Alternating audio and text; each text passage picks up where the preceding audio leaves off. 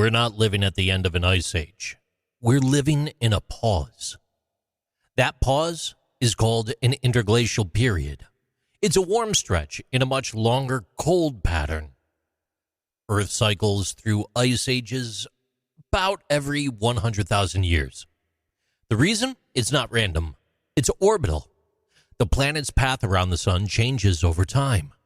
Sometimes more circular, sometimes more stretched. That cycle, called eccentricity, it runs about every 100,000 years. Earth also wobbles like a top, a movement called precession.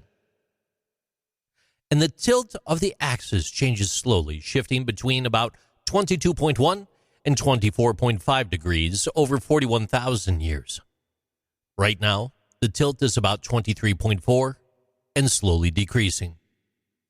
More tilt means more extreme seasons. Less tilt, it favors colder summers and more persistent snow.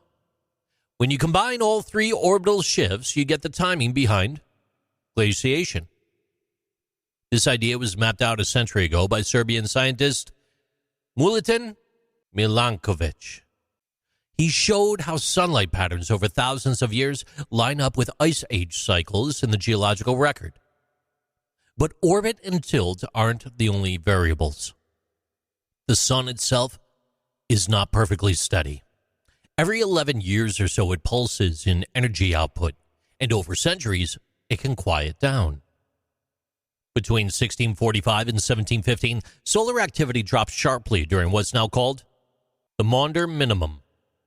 It coincided with the coldest stretch of the Little Ice Age. That's when the Thames River in London froze during the winter. These natural rhythms, tilt, orbit, precession, solar cycles, they have together triggered every major ice age in Earth's recent history. Today, we're in what geologists call the Holocene. The Holocene Interglacial. It began around 11,700 years ago after the last glacial maximum.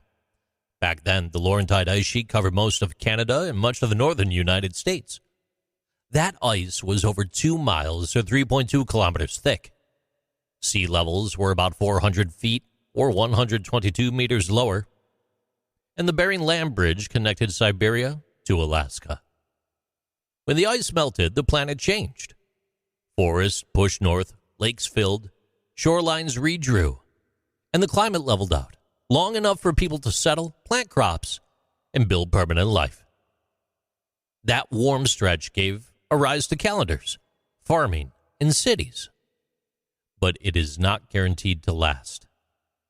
The interglacial before this one, the Eemian, it lasted about 15,000 years. It ended with the return of cold. Sea levels then were 20 to 30 feet or 6 to 9 meters higher than what they are today. Carbon dioxide levels during the Eemian peaked around 280 parts per million. Today they exceed 420. By the natural orbital rhythm, Earth should be slowly trending cooler soon. Eccentricity is low, axial tilt is decreasing, solar output is average, but long-term patterns suggest a possible quiet phase ahead. And under normal conditions, glaciation could return to 10,000 to 20,000 years from now. But we're not under normal conditions. No past ice age began with greenhouse gases this high, and no cooling trend has ever overcome this much trapped heat. So yes, Earth still tilts, the orbit still shifts, the sun still fades in and out, but what comes next really depends on whether those forces are still strong enough to break through the warming that we've added. One has to question whether or not we warmed it intentionally so we don't have another ice age, but that's an interesting story for another time. Remember the Bering Land Bridge. It vanished beneath rising seas, and one day it might rise again, or not. Ice is never permanent, but it's not random either. These are Interesting Things with JC.